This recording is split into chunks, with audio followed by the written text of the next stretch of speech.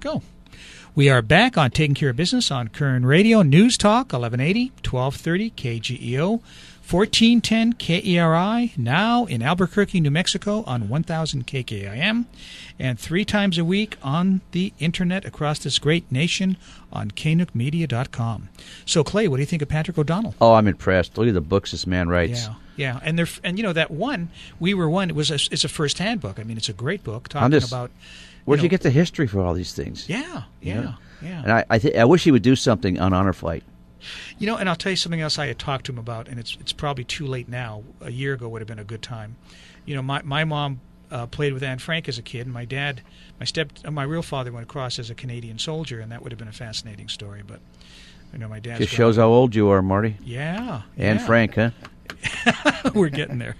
So, anyways, we've got a friend of ours coming in here for the second half, Dr. Kerry Bulls from Healing Word International Ministries. Kerry, welcome to Taking Care of Business. Thanks, Marty. It's good to be here again.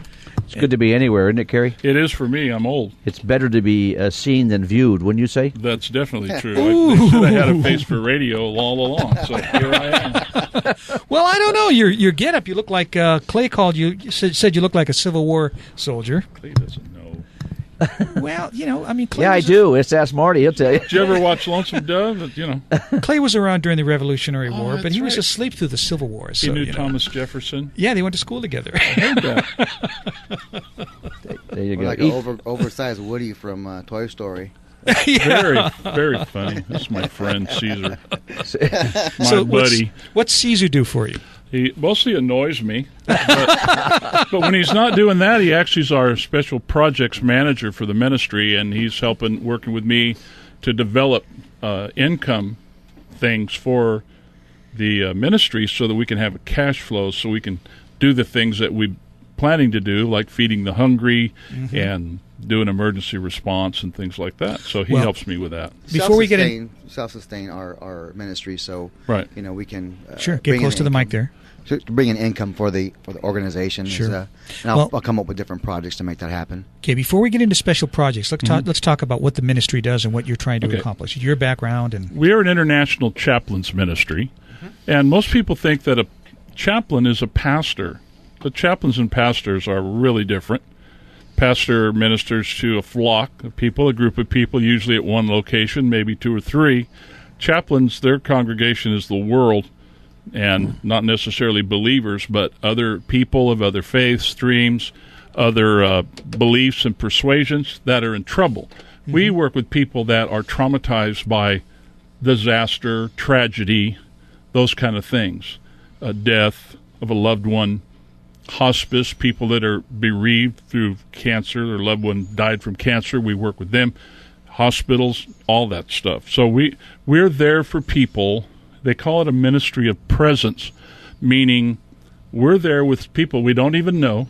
We show up and help them deal with the first 24 hours following the event that tore their lives apart. And what kind of event may that be?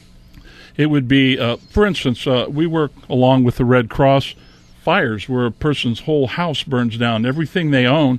They're standing in the cul-de-sac in their pajamas, their kids are crying, you know, and we roll up and we work with them, help them try to regain some balance, regain some perspective because they're traumatized.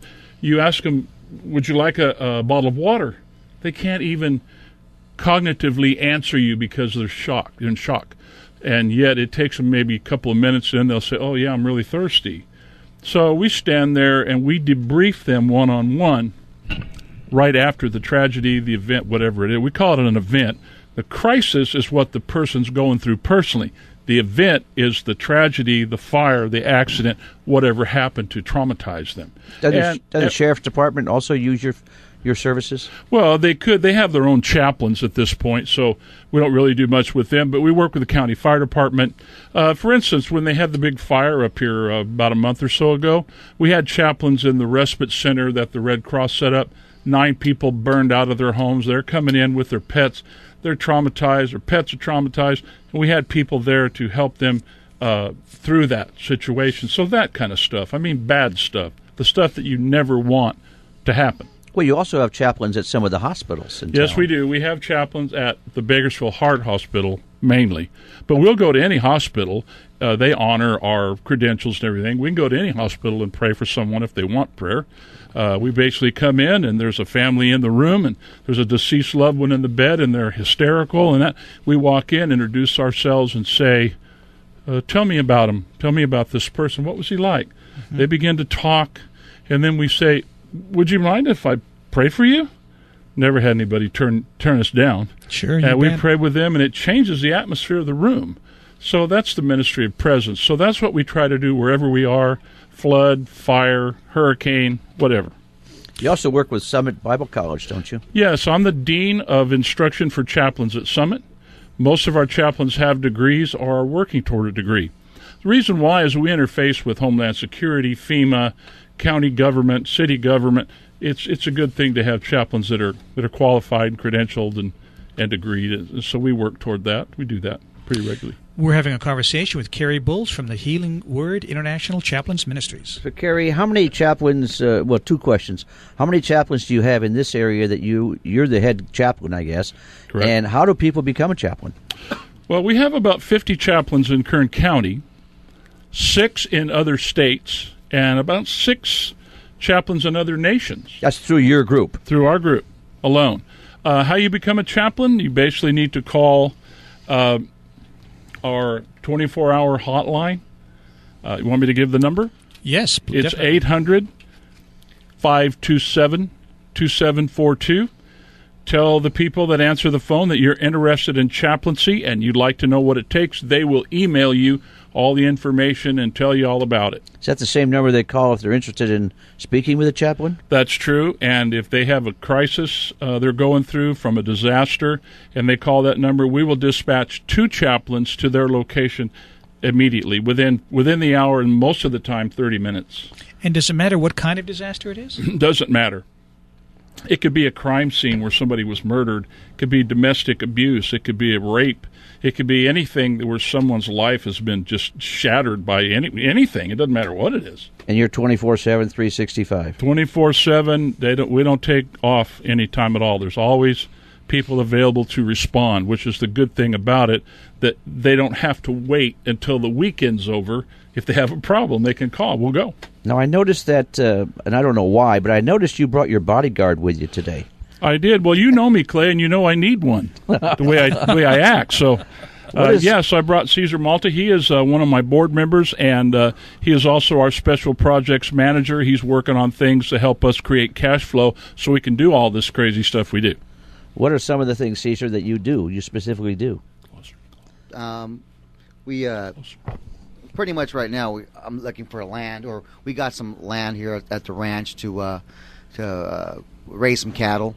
And we got some cattle for our food ministry, and we do food distribution, and that's been in my heart to be able to feed some of these families that we help out. And some of them are veteran families that need some help here and there, and there's a big need for that here in Kern County and pretty much all over, but focusing here in Kern County area.